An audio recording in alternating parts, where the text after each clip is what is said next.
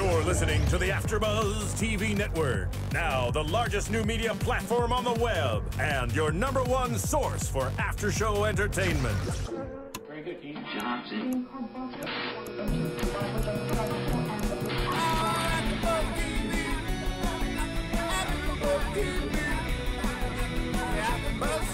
The AFTERBUZZ Studios in Los Angeles, California. Presented by Maria Menounos and Bing.com and streaming live thanks to Akamai Technologies. This is AFTERBUZZ TV's Bar Rescue After Show. We'll break down tonight's episode and get you all the latest news and gossip. If you'd like to buzz in on tonight's show, you can buzz us at 424-256-1729. That's 424-256-1729. And now, another post-game wrap-up show for your favorite TV show. It's AFTERBUZZ TV's Bar Rescue After Show. Bing is for doing, and we're here doing another episode of Bar Rescue for Season 3, Episode 3. Bros better go. The bar in question, TJ Quills. I am your host, Phil Svitek, joined alongside yet again Dorinda Barker. Keven Undergaro. And missing this week is Chrisley Kennedy, but fear not, she will be back next week and for episodes in the future. I really enjoyed this episode. It's something that we haven't seen. Fake IDs, I really enjoyed that. What was your guys' first impressions of the episode tonight? First of all, it brought me back to college. It brought me back to college and how I had fake IDs, but I actually took it from my friends and actually went to the DMV and got a real fake ID. Good one. Yeah, I got a good one. It's a sensitive subject with me because I was in trouble for making them back in the day. Yeah, my corrupt side. Anyway, but I'm wondering. I always wonder in today's culture it must be so much harder. I would think too. But I also have to think that every kid has one, right? Well, let me ask you this. Wait, who's Marissa? Is Marissa in the booth? We got Marissa and Martin. Yeah, Martin's running it. Marissa, you only graduated a couple years ago. So, is it still? How many of friends of yours, or what's the percentage you think of underage kids that have fake IDs in college? I would probably say 25%. Just a quarter, really? Well, in New Orleans, they said 46%. Oh. Gotcha. Oh, that would make a lot of sense, though. New Orleans that's what I think of New Orleans. Right. Besides music and food, is drinking and college. Party town. Yeah. I mean, Boston, I can't tell you how many fake IDs. Tons, right? Yeah. I think it was nice to see a college bar. It's a very different beast. We've touched on clubs on the show, which is a great thing. It's a different beast. We've seen sports bars, but a college bar is even looking on their website and seeing $1 drinks. It's a tough business. It's really a grind. I mean, you have to keep the cost low to get poor college kids in there, but you got to pump out a lot of stuff. They vandalize. They have fake IDs. It's a low reward, high risk industry. There was a rule that said you had to use plastic drinkware. You know, usually John's always about why you guys using those. You know, we don't do red cups. We don't do any of that. They were required by law to use those. It might be by law, but I know a lot of places where those type of bars get very busy, very packed. When you have a lot of testosterone going on, there's always a lot of fights. And for insurance purposes, you need to use plastic. Like I said, it's a different beast. Yeah, it is. And by the way, and you said so you liked the episode. It begs the question: has there ever been a bar rescue you haven't liked? I've loved every single episode. I always want more. An hour and a half would be perfect, I feel. Right. By the way, I forgot to mention we will have Chef Brian Duffy calling in a bit, so he'll probably interrupt us in the middle of something. And maybe Lyle. Smile Lyle. Maybe Smile Lyle. I know Dorinda's been Facebooking with him. So cross your fingers for Smile Lyle, but definitely Chef Brian Duffy. And we got a shout out from John that he's been tuning into our show and this season and loving the new format and what we're doing. So we, of course, take that. While we're on the subject, you came up with a great idea. Oh, yes. Yeah, so John Taffer, we're huge fans of Maria Menounos, who runs the network, also a huge fan of his. And Ron Hoffman, who's Vice President of Publicity for BWR, is actually John's publicist. Ron Hoffman used to host Glee here and still periodically hosted AfterBuzz. He's also a lifelong friend, so there's a great connection. And I was thinking, where he's the publicist and he's going to want to get him publicity, why not bring him down to Extra and have a drink making competition between Mario and Maria. They've been running these competitions during sweeps, Mario versus Maria, and John could judge it. So I'm going to run it by Ron Hoffman and see, but I would love that. I know Maria would love to meet him. Oh, that would be fantastic. In person. Of course, we'll be there totally, Yes. with our autograph books. So that's something to look forward to. Dorinda, I want to start with this because you said, it's kind of jumping ahead, but in terms of the fake IDs, you said there's a machine that can scan these, and so that could eliminate the problem. They could have eliminated the problem. And this is where I had a little problem with the episode because he used it. Remember Murder and Mystique? Yes. That was the 3rd or 4th episode of last season. They actually had the handheld device where you can check IDs and make sure whether it's a valid ID or a fake ID, anything like that. And I thought in a situation like this, this is a perfect place to have that device. And I don't understand that. I wonder if it wasn't a greater problem inside this bar, meaning where this one doorman wasn't letting a lot slide, and they kind of needed to hang him. Yeah, I think that's probably, Maybe. I mean, I'm guessing. It could have been, but that guy didn't seem very upset, by the way, that he was let go. There was no fight whatsoever, if you noticed. I just think he had a big case of the don't cares. Hello, is that Chef Brian Duffy? Yes, it is. Oh, Chef. Hello. I didn't know. I thought I was speaking to myself there, my friends. I didn't know it was on there. Chef, it was to see you on this episode, to me, it felt like the cavalry had arrived. I'm like, oh, finally.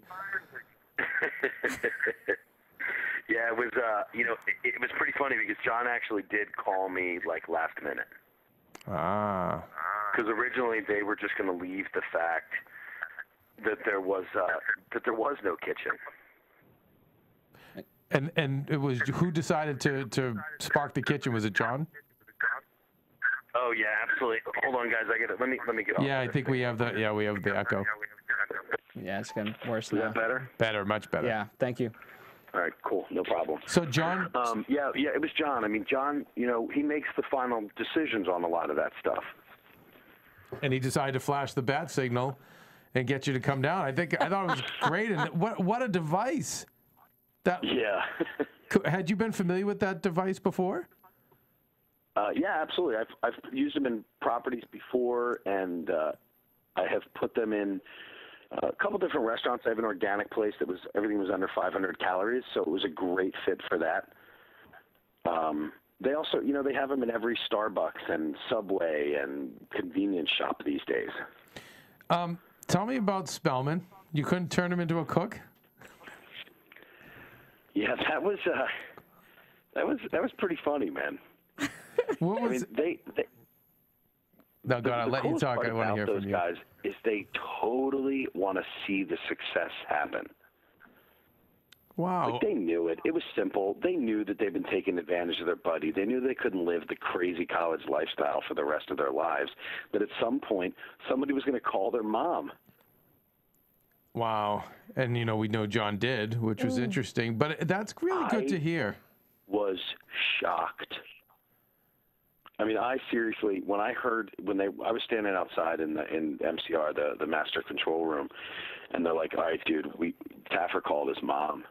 And I literally, I started laughing my ass off. I'm like, dude, that's worse than being called a bitch. Can I ask you, how old were these guys, median age? I guess they had to be 30. Around 30, yeah. So still, it's still an age for a guy. I think it's always around 30. It's between 30 and 33 where you really grow up. And I feel, I was telling these guys, John had tears in his eyes when he was talking to the mom and the owner together. Yeah. Because being older, he realized you're just a kid and you're burning through this lady's life savings in retirement. Also, you and your buddies can keep college going. But I'll tell you what, they were all very, very nice guys. I was really impressed with the owner. I was really impressed with the manager, how he stepped up. I thought for sure they were gonna fall on their sword and back their buddies forever. And the fact that they didn't, I was really proud of them. And I was actually fearful because I was like, God, this would be so bad if this bar goes out of business and they say, okay, not only is the bar out of business, but I lost a friend of 15 or 10 years. Yeah. And I'm really glad that they did the right thing. And from what we've our updates, we see that the bar is still going. Yeah, I mean, you know, the first part when they were all standing there and the whole, like, mob scene that started to happen around John, I actually wasn't even there yet. So I didn't see that until it was on air the other night. Yeah, we were nervous. We didn't want to see John get hit. That was crazy. That was seriously crazy. Was there anything cut out? He'd have fought his way out. Yeah, no, seriously, I put my money on John. Oh, what I loved about it is John did not back down. All those guys in his face, and he's going back at them, and still has his cool about it. I was like, wow. And whenever he said, he calmed them down. Yeah. Yeah, he did, but he handled it, and he said, "Guys, hold on, slow down. Let me show you." You know, that's the best part about John is. People that, you know, you read Twitter and Facebook and all that stuff, and people talk about him yelling and screaming. The guy's got 35 years of this behind him. We talk about it every week because we're a fan of all the restaurant improvement shows, but we feel like this one is the best because he's a restaurateur barman first and a TV personality second, whereas I feel like the other shows, it's the other way around. But you know, I mean, standing next to him, and you'll see it happen in a lot of episodes. And you know, I mean, hey, just so you guys know, Dorinda was there for. You missed it, Dorinda. You didn't make it out to Dimples. But We've already had this conversation, Brian. We're not going to talk about it. Oh wait, Dimples, the karaoke bar in Burbank? Yeah. When was this? A couple weeks ago, right? Oh God, about Dorinda, a month ago. Really? Now we're going to have problems. I'm not. You and I. Oh, chef. Thanks a lot, Brian. Yeah, you totally just lit the wick. But you know, you watch John, and I mean, you've got a crew of 45, 50 guys around in the whole 9 yards, and there's times where he'll be like, "Yo, everybody, shut up and let me do my job." You know, he really a lot of times he doesn't give a shit that the cameras are there. So he's really doing his job because he's got to get in and bang it out in 5 days. So, you know, everybody can give him crap about whatever they want. But this is a guy who knows his stuff, man. Well, I was on the phone with him this afternoon, and he's a very helpful guy. You know, even in my business, he still helps me. I'm 41 years old. I've been doing this for 20-plus years, but I still learn stuff every day. And, you know, he's a busy dude. I have conversations with him, and I get off the phone, and I'm like, well, hell yeah, I just learned something. What did you learn today? Well, I can't tell you that because I'm going to give out some information. You don't tell the secrets. Is that what it is? About today, I don't deal a lot with nightclubs, and I have some clients and stuff, and, you know, John's passing some information to me about nightclubs and the ways that nightclubs run and the food and booze and stuff that I didn't know. Yeah, I like seeing how diversified he is, and we talk about just the makeovers of the bars themselves are so intricate, and the fact that he's able to get the state-of-the-art equipment and go to the level he does of the physical improvements, and as he told us last year on the air, it's just based on his 35 years of relationships, which it's just the authenticity that he brings, not only his knowledge, it just makes it so much different than the other shows in this category. Well, yeah, because he's not, you know, it's not just the yelling and screaming. You know, don't get me wrong, that's great, and it's fun on TV. And, you know, try standing next to the guy sometimes when he actually starts doing it. It's not fun. Well, and he's real good. He's good at it. So, he seemed like he liked these guys, too, because at the end he gave him a real tight embrace. He gave him a big hug. He gave the owner a really big, long hug at the end of it. So it seemed like he really liked these guys as well. Well, yeah, you'd give him a big hug, too, if he just came into your house and cleaned it. No. I mean, John hugged him. You know, John seemed like he cared a lot. Yeah, it was nice. Whereas, like, last week, John couldn't get out of there fast enough, you know? Yeah, no, it was a different gig. You know, you really do build a relationship with a group of people over that time frame. You know, last year we did we had training days. First season, our training days weren't as long as they are now. So we really spend a boatload more time with these guys. Because before it was like, you know, you go in, you play around in the kitchen for a little while, you make some food, you do that, you go behind the bar, you make some stuff. John walks in and spends time with these guys. But a lot of times he's doing research. Well, now there's a lot more time that is spent with these guys on training so that they're really left with a handful of success. You know, we're giving you the tools to go forward and run a profitable business. And here's what I'm doing is I'm laying it out for you. So he really gets involved, man. I mean, you know, especially with a bunch of kids like this. They were kids. Do you train someone in particular more so? Like, when you saw them, did you say, you know what, Matt's going to be better than Spellman? I'm not really going to spend as much time on him? Well, you know, John had said to me, I want to have, and I apologize, I don't remember everybody's name, but, you know, he said, I want to have Lyle behind the bar and I want to have Ryan behind the bar, I think it was, at that point, because they were two of the more, quote-unquote, adult guys out of the group. So he wanted to have them back behind the bar, and he wanted me to spend time with these guys in the kitchen because they were the kinds of ones that were boozing back there. They were the ones that were having a lot more fun, and he kind of wanted them to get a different feel of the business. Right. So he put them in the kitchen with me, and I'll tell you what, man, they put hats on, they put gloves on, and they put their heads down, and they went right to work. And you're talking about even Spellman, who got fired? Even Spellman in the first part of it. I mean, he ended up, you know, shitting the bed, but it just wasn't. You know, he was a good dude, but he's no stranger to the drink, man. Yeah, that's what it was. Yeah. You know, we were saying that I felt it about the owner last week, but with Spellman, it seemed no stranger to the drink. He had like the life of the party, the guy with the lampshade on his head. Everyone loved him. Oh, yeah. But you knew he wasn't going to be able to hold it together. But now here's the other deal. You know, if you put all those guys in separate rooms, each one of them are very respectful, very nice, very good guys. Right. You know, you put two of them next to each other and they start clowning around. They're slapping ass, you know, they're hitting each other in the back of the head, they're stealing hats, you know, you put three of them in a room and it becomes a wrestling match. Look, I was in a bar with these guys until 5:30 in the morning. And I had more fun with those guys in that 2 hours than I probably had in the last 5 years. All I kept thinking is hell of a softball team. Yeah, I'll tell you what. Are you kidding me? You're talking home runs across the board. Yeah, that's what I could totally tell. Like these guys. I mean, just, you know, and I can't remember the manager's name. What was his name? Russell. It's just a good dude, big boy. Yeah, you could see he was big, but he's no Big Rob. No, oh, that was funny, by the way, Brian. You standing next to him. You know, you have to understand, there was one point in between shoots where I was in the kitchen, and I said, everybody go and take a couple minutes. So Rob went out and laid on top of the pool table. And the three of the guys went out, and they rested their heads on his belly, and he just laid there. I mean, it was like the mama feeding the puppies. He is... I swear to God, it was. I wish to God I had a picture of it. But he's 6'7".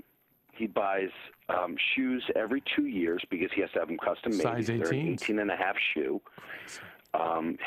His wife, when I was there, was pregnant. She was, and he was so gentle and so kind. And you know, I hope I'm not ruining any of Big Rob's secrets here, but he's a really good dude. I just talked to him today.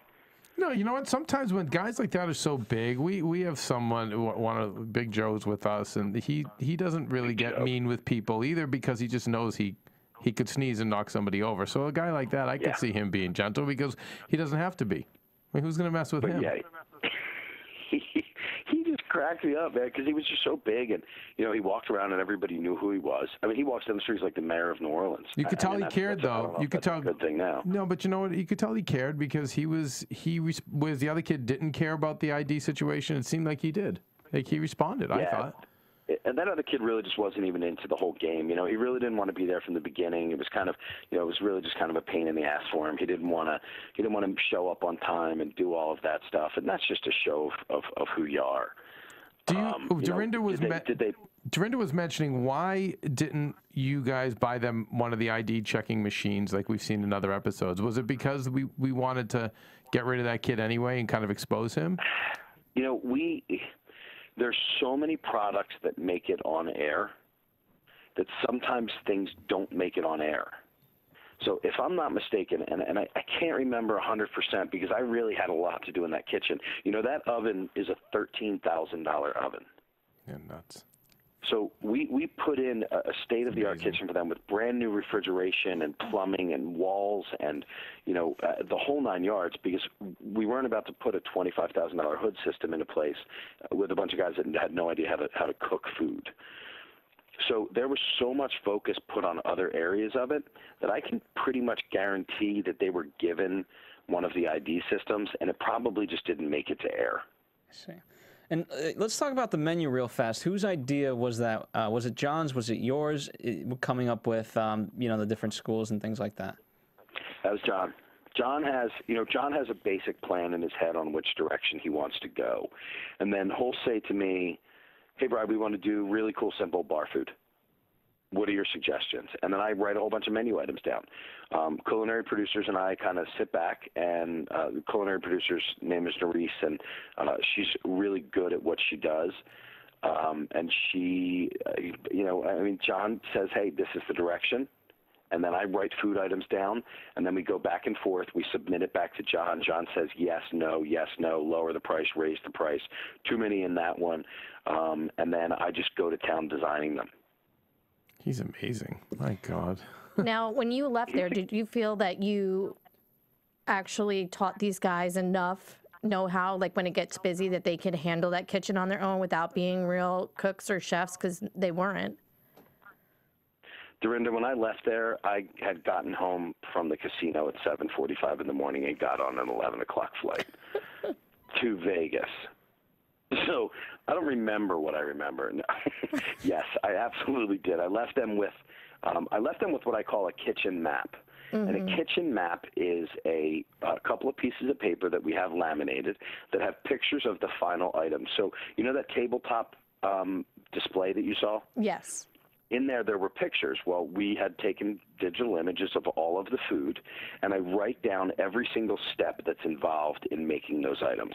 Now, the burger itself, it was a pre-cooked burger. I can't lie about that. If I put a raw burger in that oven, it literally would catch on fire and blow up in the kitchen. Okay, because that's not what it's meant for. It's meant to cook items as quick as possible by heating them effectively. And this cooks 12 times faster than a conventional oven because it works with microwave energy, convection energy, and then impingement as well. Mm-hmm. This works so hard because it works with a magnetron. It takes two guys to pick it up and put it on a table. Wow. It's a massive, massive piece of equipment. And the cavity on the inside is smaller than your normal microwave oven. So, I had to put burgers on the menu because it's a bar. Everybody wants to have a good burger. So I searched and dealt with a purveyor until I found the perfect pre-cooked burger that was still going to be moist and juicy, that was going to cook in a minute and a half, and be able to go on a roll that I wanted toasted with shredded lettuce, tomatoes, onions, and whatever else they wanted to go with it. Not to cut you off, Brian, I don't know if you're losing reception on our end, so we apologize, listeners, for that. Well, Brian, are we going to see you next week? Do you know what other episodes you're going to be on this season? Yeah, I know what episodes. I just don't know what the order is right now. Gotcha. But I'll make sure that I'll have it for Dorinda. Her and I keep in pretty good communication, so I'll have that information for her prior, as well as I write blogs as soon as the things come out for Nightclub and Bar. So you get a really behind-the-scenes look. I do know that my next episode is Denver. Okay. That's good to know. This in my opinion, should have been the season finale and should have been a 2-hour season finale. Oh, my goodness. All right, so in other words, we've got another... I mean, we've never seen a bad episode. There might be some that stand out more. I thought last week's was amazing. And, of course, at 23 minutes in, I'm going to mention the... Pirates episode. Fans, take a shot. Yeah. The Pirates episode was just out effing standing. I mean, so we love them all, but there's definitely a couple that stand out. So that's really great to hear. Well, there's a couple that just watching the social media feeds over the last 2 days, because I do all my own social media. I spend about 3 hours a day just trying to connect with people and have fun with them. Yeah, you're great at that. They are saying that headhunters could quite possibly have blown past Pirates. Wow, I'm so excited. Really? Headhunters. If you read the feeds and you start watching it, there's people that are talking about the fact that Headhunters could have blown past Pirates. Now, it's a 20-episode season, my friends. Oh, yeah. We are so thankful. Yeah, we're trying to get Steve. We're trying to get Steve. Could I ask you, what is up with Headhunters? I'm trying to make contact. Steve, the owner, called me, but then he didn't call back. And I want him, we were pretty tough on him, I must say. And we're trying to get him on to do a special interview so that way he can, kind of... Tell his side of the story. There you go. I didn't do the episode, so I have no contact with them. I can connect Dorinda with one of the producers. That'd be fantastic. Maybe. But I mean, other than that, I don't know the guys. I wasn't involved in the episode.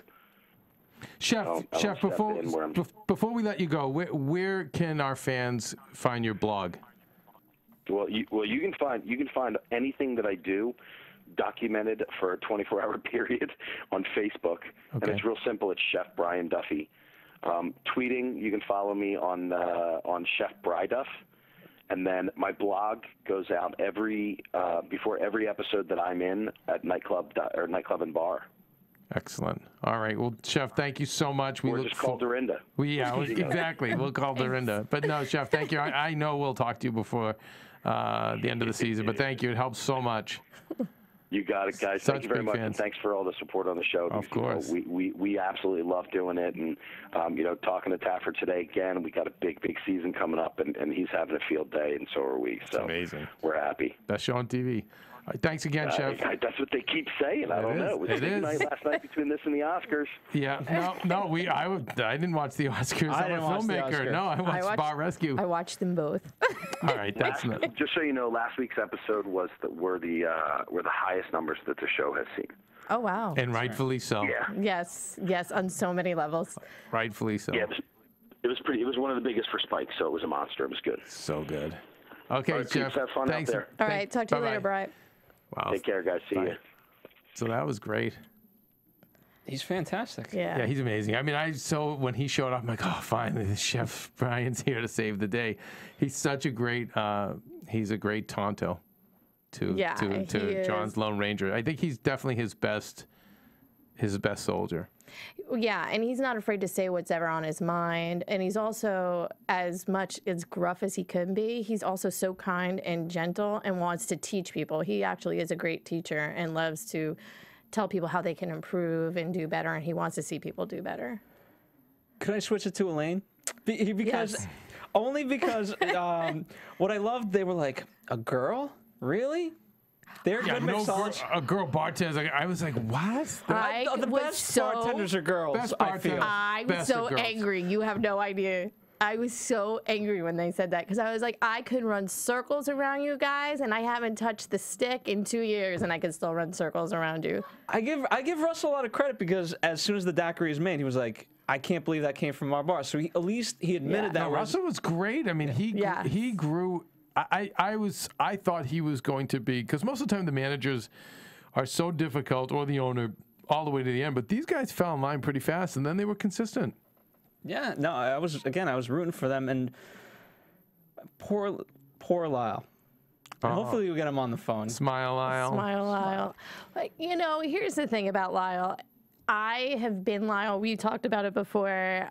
When it's that time. It's that time. Even though you love the place, but the people, even when she kept saying "Smile, Lyle," people were throwing ice at him and then saying "Smile, Lyle," and you just get so angry. It became a game. And I could see the anger. Okay, but Dorinda, are you saying you always felt like that, or toward the end of your tenure? Towards the end of my tenure. You were burnt out, but it was 17 years. Yeah, 17 years. So at what point was it, year 17, 15, that you started to feel like that? It was probably at my 12, but then I took a little break, and then when I came back, I was good for like a year or two, and then after that, I was like, this is it. I've known many friends not make it that long. I've seen around 7 years, but that they make it, but they're cooked by 3 or 4, and then they're just on autopilot those last, because the money's so good, it's so addicting. I mean, the movie Cocktail, it's like, I know it's an 80s movie, but it really summed it up. We got Lyle on the phone, I hear. Yes, you do. Hey, hello, Lyle. Hey, how you doing? Hi, Lyle. How you doing? This is Dorinda. And Dorinda's a bartender of 17 years, and we were just talking about how she and other bartenders feel your pain. I actually felt your pain from day one. I bartended for 2.5 years, and I felt exactly what you were going through. And what I ended up specializing in was speed, and then the fact that I could clean and lug, and we didn't have a bar back. So I kind of was the guy. I would say to everyone, listen, I'll shovel coal onto the fire. You guys, do the face stuff with the people, and it worked well. But I felt I got what you were going through.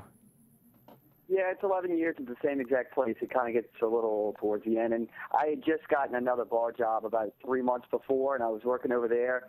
And it's the biggest nightclub in New Orleans, so it was a completely different scene. I didn't have to clean up. I didn't have to do anything. Just walk in, work, make your money, and leave. And I don't know. I guess towards the end, Bar Rescue finally just made me want to leave. Yeah, I think, a lot of times, too, if you don't totally burn out, you need to upgrade or change your game. You're in these young kind of college bars, and then then even nightclubs. I've seen people burn out, and they get to a point where they work in a high-end restaurant, and they're just bartenders at a very high-end restaurant, getting tipped out by the waiters, and they're very happy at the end of their careers. But it really does tax you. It does. And I have a regular job also, so that's the whole thing. And it was just getting old, and the problem was Brian, Spellman, and Darian. I think we used to ride bikes together. That's how long we've known those two. And in the end, I just couldn't do it anymore. If I couldn't give 100%, I didn't want to be there anymore to help them out. So that was pretty much it for me. We noticed that you're Facebook friends with John Taffer, and you've embraced all this, which I think is great. I was afraid that when you walked out of there, you'd be real bitter and angry, like we see a lot of people that kind of go through the Bar Rescue experience. Can you talk about that? Did we lose him? Lyle, you still there? He hung up on me. Oh, no. He didn't like your Can question. we try? He's still there. It's still on the line, but... Can you redial him? Yeah. Thank you. But, I knew his pain. But at the same time, I know you guys... Now, see, at AfterBuzz, we have everyone... We try to have as many of the staff here watch this show because we feel it's such a great template just in general for business. And, Phil, you tell me about the discussion you had. You had a staff meeting last night. And we took bets because obviously it happened at a commercial break, right? Whether or not John was going to fire him. And Martin, hopefully you're not doing too many important things. Martin, what did I say to you? Because I want it from your perspective. Because I was yelling. You said Lyle is going to get fired, and John's not going to give him a second chance. And you and Marissa disagreed with me. Why? I don't know. Why did we disagree? Because I didn't think John was going to fire him right away. I thought he was going to give him a second chance. So you bought... Marissa said the same thing. She's right next to me, and she nodded her head. Here's my perspective was that at the time, Lyle was just saying that not from a sincere standpoint, but more of, this is what I have to say to save my job. Oh, the comment about, give me a second chance, I'll do better. Yes. Right, yeah. And I didn't believe that it was sincere. I thought it was. I just thought he was tired and he wanted to be there for his friends and he didn't want to let his friends down. And I really did think at that moment that he wanted to do better. The bigger question I have is, should you, which we were talking, you're going to get to, Phil, but that's what I want to hear about is, should he have been fired? And I know you thought he should have been. That John did the review, and I know the kids were a little bit like, no. And I'm not very effective in that position, so that's why I thought maybe we should. I would have like, give him one more chance, but it was the right thing to do. I think so. And I'm getting word we have Lyle back on the phone. Lyle, you there? Yes, I'm here. Lyle, so we had some of the, we AfterBuzz, our staff watches the show because we learned just so much about business from watching it, and we were debating whether or not you should have been fired. And the majority of the staff took up for you and said shouldn't have been fired. Yeah, the thing about it is I've worked with those guys forever. And the other thing, too, is I really would have been mad with Tafford if he would have, had a whole bunch of negative things to say. I'm okay with being a good worker and knowing how to bartend and just being miserable. I'm okay with that one. If he would have said I sucked after doing it this long, then I probably would have been pretty mad. But that's why I wasn't angry at all. That's great. Yeah, I thought it was nice that you guys are Facebook friends, and because a lot of times we see some of the other people are so angry and bitter after the experience. Well, the thing about it is it was actually a really good experience. The guy, Keven, that was the producer, and all the cameramen were all very nice. Brian Duffy was he's a very personal guy. He went out with us one of the nights after we finished filming. Even the producers and the guys that were, on the show, they all said that this is the first time they've ever really hung out with guys that they did a show with. So, and for the most part, nobody was actually really upset or mad the entire time. He came in and he was like, this is the first bar where I don't really have to teach y'all how to bartend, and the bar is actually pretty clean. And I'm like, yeah, well, we tried to do everything right so we wouldn't look like, that much screw-ups. But I mean, you saw That's I'm glad. Thank Lyle. Thank you for saying that. That's a really good point. This was the first episode I can remember where he didn't have to wig out about the cleanliness, right? Yeah. I mean, the only thing was the kitchen was not Here's used. the worst part about it. We actually didn't clean up the night before because we figured he was going to yell at us and we were going to have to clean up again, so we just didn't clean up anything. But the bar is actually really clean all the time. That's the whole thing. Wow. We used to have a cleanup guy. We have a cleanup guy, and then the guys are all like, they've done it for so long, they know exactly what to clean up. But the fact that they even do it is amazing. You would think a bunch of college frat boys, the last thing they do is clean. So that's very cool. Oh, believe it, it's not the guy's bathroom. It's the girl's bathroom, which is always a major disaster. They put so much toilet paper on the toilet, it looks like it's they're literally hovering over the toilet. That's how much. And then everything else is dumped down there, including lipstick and tampons and everything else. Now let me ask you this. In terms of friendships, we got one little blurb. Spellman works at a bar down the street and things like that. Are you guys still friends? Nate, Spellman, are you guys kind of all still a clique? I got Nat his first bar job, and so when he was 18, and I think he's like 27 or 28 now. Spellman and I actually grew up about 7 houses down from each other. So we've literally been best friends our entire lives. So there's that's not a problem. Darian, I talked to today because someone actually called me about looking to book a party at TJ's, and I was like, hold on, let me call him up to actually book a party for you. So, yeah, we're all Matt Morgan, Brian Spellman, me, and Darian were, and Christian, the guy with the red hat on, we were always the closest 4. Christian and I go back a long way also when we first started bartending together. And is it still called the Annex? Or you just mentioned TJ's. Did they go back to the old name? No, it's still the Annex. It's just a force of habit of saying TJ's. That's Gotcha. the whole thing. Gotcha. Yeah, I love the new look of it. Do you ever go there and drink now that you're not working there? Yeah, I was there about 2 weeks ago. Like I said, with the other bar job, I haven't been able to get out there very often and everything, but it's very nice. The actual drinks that they made, that they showed us how to make, they're actually really good. The only problem is you can only drink about 1 or 1.5. After that, you have to switch to regular liquor. It's either just too rich or they're good, but it's not a drink that you can just keep drinking all night. I mean, if you're drinking caramel vodka and Baileys and whipped cream, you're definitely going to have a real bad night. So, right. It's still a lot of beers. The beer still sell very well over there. And who goes to the bar now? Like when the last time you went, was there a lot of college girls? Like what's the clientele now and how filled? There's the same exact people that were going before, and there's actually a whole bunch of people that there is a lot of new people. When we first put it out, that street used to be a monster. There's 4 bars on the block. It used to be the place to be. The neighborhood associations have ruined a lot of it, and that's the reason why people are coming around. And there's 2 new areas in the past 5 years that have literally, it went from just being 7 bars that everybody went to that were from the ages of 18 to 24. Now there's about 70 of them. And so if, instead of being busy every night, you're only busy 1 or 2 nights a week because everybody has their night. And that's pretty much what's come down to it lately. And do you think they're going to make it in the long haul?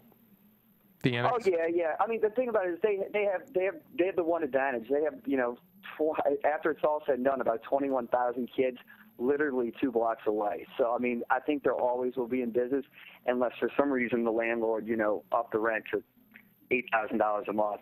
I think that would be the only reason why you would want to get out. Gotcha. And now, were you a fan of Bar Rescue before this? Yeah, I actually was. I was the person that when they called for the casting, I was actually the person that spoke to them on the phone, and then they sent a casting director down from either Los Angeles or San Diego, and then we talked to her, and then a week later they were coming over and taking pictures, and a week later they did an interview, and she's like, if y'all don't get this, she's like, we'll get you your own show. She's like, because I've never seen 6 dysfunctional people like this. And then within... I'm sorry, Kyle. Go ahead. We were filming. Gotcha. Now, did you reach out to them to begin with? Yeah, they actually called. They had a casting call, and they were calling all the bars in the city. And I would happen to be in the office when they called, and I picked up the phone. Wow. And have you learned anything from watching the show too, even though you're a veteran bartender? I mean, there's always a first.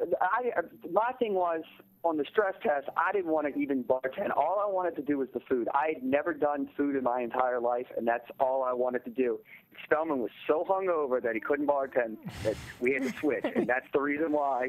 I was just as hungover as he was, but because we went out till 7 o'clock in the morning and had to be filming for 11, that I didn't get to work the kitchen, and he worked the kitchen, and he got fired because he was all messed up and hungover working in the kitchen, and I was all hungover working the bar. Love my Spellman. And I was beyond aggravated. Let me ask you this. Brian, we talked to him a little bit earlier. He said that your guys' schedule is actually longer, you know, in terms of training. What were the hours like?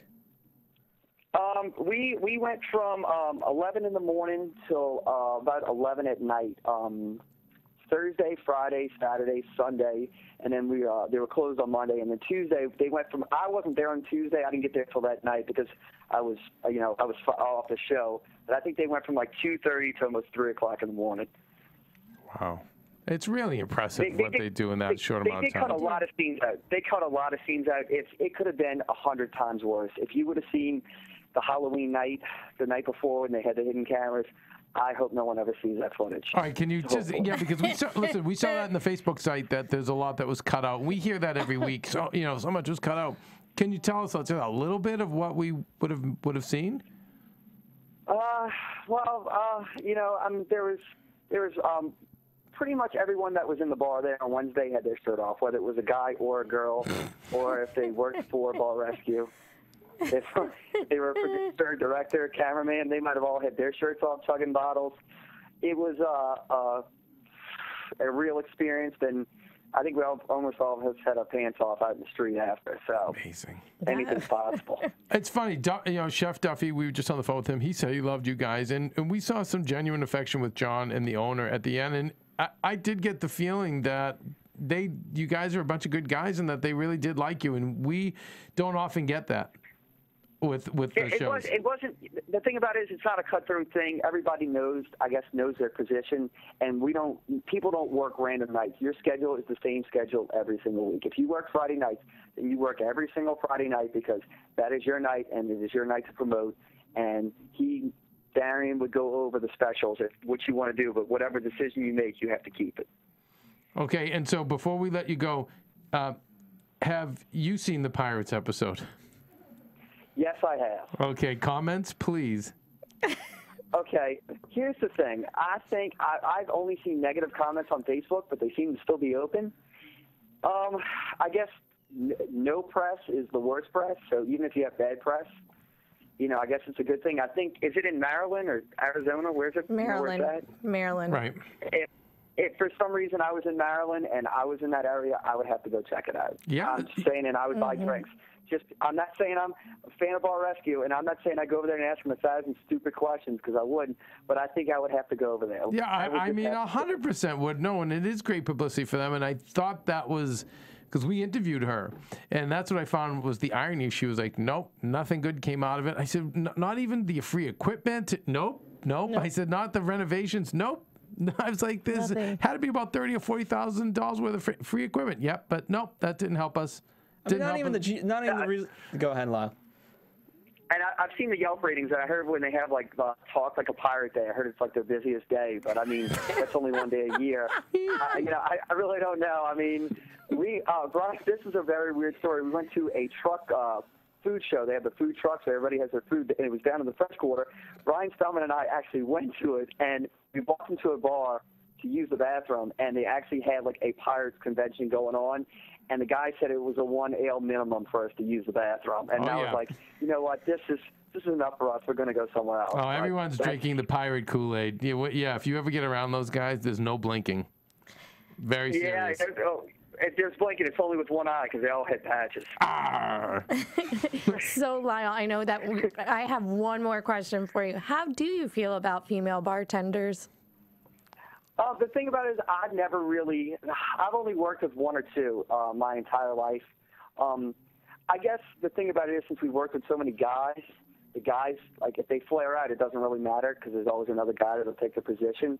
The girls, we've only had a few. I actually had one that worked really well. She was a Boston Celtics cheerleader, and she ended up finishing at BU and going to Tulane, and we hired her. And, you know, I'm going to say exactly what Christian told her. just sit there and be pretty, and I'll make all the drinks and we'll split it. But she actually turned out to be a very good bartender, and she's down bartending somewhere in Miami right now. So it's not, the thing about it is when we worked at TJ's, you had to start at the door, and then you got moved up to bar back, and then they put you behind the bar, and if you make it, then you're good. If you don't, then you become a manager. It's pretty much how they did it.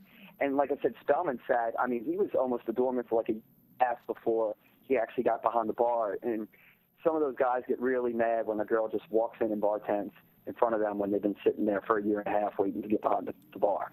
Because the money was so good. I mean, we were, up to 2 months ago, even after the bar, before and after the Bar Rescue episode, I mean, Matt and I were still making about $400 apiece on a Friday. Damn.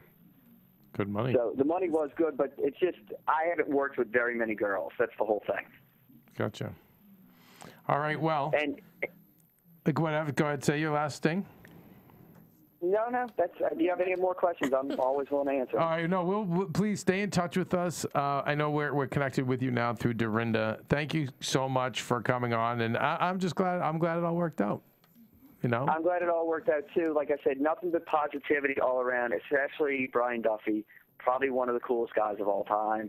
You know, I didn't know anything about kitchen equipment, nor did I even get trained on the kitchen equipment because I never made it that far. But he was a very nice guy. He hung out with us after. And like I said, the entire staff, from the caterers to the producers to the director, Devin McGovern, all of them, incredible guys. It's really refreshing because I bet you if we went to the percentage of people that appreciate the experience, I would say it's 25%. Yeah. Would you say, right, guys? Yeah. Mm-hmm. Most of them are so bitter, and they talk about editing, or they, and it's nice. It's nice when it all works out. Especially when someone was fired. Too, like we all came out in a positive thing. That's the whole thing. Like, I mean, I'm happy being a good bartender that's miserable. I'm totally okay with that. That scenario. If he would have told me, like I said, that I was terrible, then I would have a real problem. But everybody over there, like we were just happy to have it. We were so excited. Business had been dropping off to the bar down the street and the other places. We were so excited. And at one time they said, they were looking at almost 300 bars that they gave out interviews to, and, we're one of the two in New Orleans that actually got it. So, great. I mean, we obviously have to be real screw-ups or really dysfunctional. So, it worked out really well for us. So we were just happy to be on TV. Lyle, thank you again, and we'll definitely be in touch. Okay, if you don't need anything, just give me a call. Oh, Sounds good. Thank you, Lyle. All right, so Dorinda, why didn't we know about Dimples? I guess it's more of an off-the-air conversation. It's an off-the-air conversation. Yeah, absolutely. I would have been camped out down there. I know. It was a miscommunication. That's all it was a miscommunication. I certainly hope so. If John Taffer were running AfterBuzz, he would be all of you. Yes. Well, I will be off air. I'm trying to be nice. Okay. Question for you, Dorinda. At the end they had spirits, for college prices. What is it? Obviously I get what that means, but what is the price? Well, the price point when we were looking at it, it starts. I liked how they were doing the hourlies. So for 1 hour it was $1, the next hour was $2, and then the rest of the night was $3. College prices are always cheaper than, let's say, if we were going to the Mondrian and hanging out and having a great time. You're paying. What happens though with college prices? People will buy more. College kids drink and consume more, and they don't have as much money. Yeah, and they don't have this money that we do. Yeah. By the way, I thought it was brilliant the way it was structured. That the bill comes out to be basically books. So these kids, I can't imagine the poor parents getting all these bills. Why are you buying so many books? Yeah, they want to study. Yeah, why'd you buy 3 Little Women? We were talking about too is we're hoping that they do an update show, and I think it took Kitchen Nightmares, I believe it was 2 or 3 seasons before they did the update show. Where they go to past bars to kind of check in on them. So I'm hoping we see one on Bar Rescue. For me, I'll take a compromise. I'll take an hour and a half at least for now. For now, give me an hour and a half. You want an hour and a half a week? Yes. Oh, okay. I feel like that would satisfy me. And maybe a more in-depth follow-up of the title screen. Sometimes they're kind of vague. So next week we're seeing where are they going to be? What city? They're back in Austin. Yes. They're going to be at the Brixton, and as a husband and wife team. Oh, that's right, because I got to save their marriage. Yes. Right. And who doesn't want to see John Taffer as a marriage counselor? Because I do. I think that would be great. Did I just blow predictions? I guess what is our predictions? Well, that is our predictions. We're getting in contact with them now, right? So hopefully, in terms of predictions, I don't know. It's going to be interesting because do they stay together? Or they fall apart. I mean, again, as John says, it's easy to save a bar, not so easy to save people. Marriage. And it's true.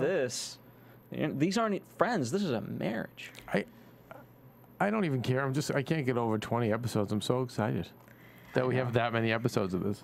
I know, it's amazing. It really is great. Because I love watching John Taffer. I will watch, and I have on a Saturday, even if I've watched the marathon before, I will rewatch a marathon. Yeah, I was talking to a huge executive, and I don't want to say the name because you guys would all know him.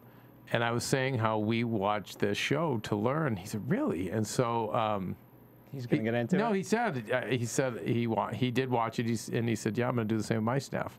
You know how the fact that we have everyone here watch it, because I do think a lot of these principles translate over to other businesses. I agree. And I want to zone in, just backtracking a little bit. You know, the first conversation that Darian and John had, you know, John asked him, what have you done in the past month to elevate this place?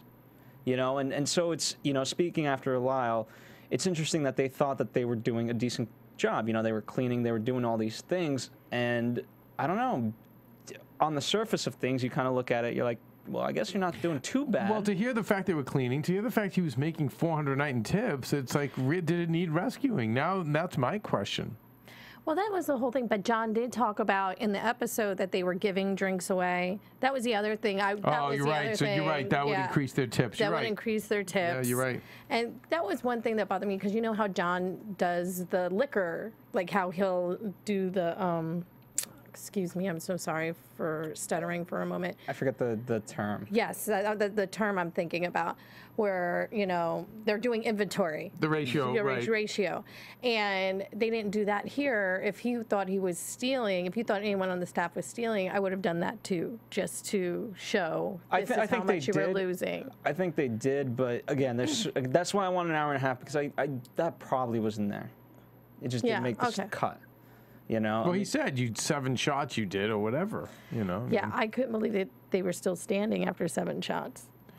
Yeah, they could put them away, the boys. Yeah, but the girls were doing okay too, by the way. They had like 4 shots in 20 minutes. The girls in that area and those bars can drink. Yeah. Which we love about that. Anyway, Phil, I think we're tapping out on this. I think we're tapped out. Roll that music in, Martin. All right, thank you guys for listening yet again. Thank you, Chef Brian Duffy. Thank you, Lyle. Dorinda, where can the fellows find you, especially if they're on the show? That's how they got to. Yeah, how do they complain to you about not telling us about Dimples to go down there and watch? You can find me at Twitter at Lula Cherry Films. Oh, we're going out in frat boy fashion. I see. I see. I love it. Nice, Martin. Well, okay, and then so next week we'll hopefully talk to the husband and wife in Austin. We'll reach out to them as we always do, and then I'm sure one of these weeks we'll get John in here. And we will have a Steve episode. Steve from last week. I'm working desperately hard on it.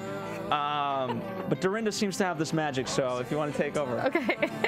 I'll do it. I will do it. All right, thank you guys for listening. Go to iTunes, rate and comment. We appreciate it. Yeah, love it. And, of course, tell a friend, if nothing else. We love spreading the word of Bar Rescue to people nationwide, so it only helps John Taffer.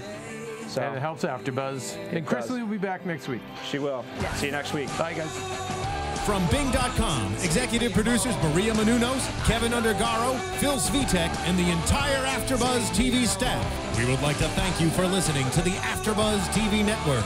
To watch or listen to other after shows and post comments or questions, be sure to visit AfterBuzzTV.com. I'm Sir Richard Wentworth, and this has been a presentation of AfterBuzz TV. Buzz you later. Hearing that those are the hosts of not necessarily reflect the views of AfterBuzz TV or its owners or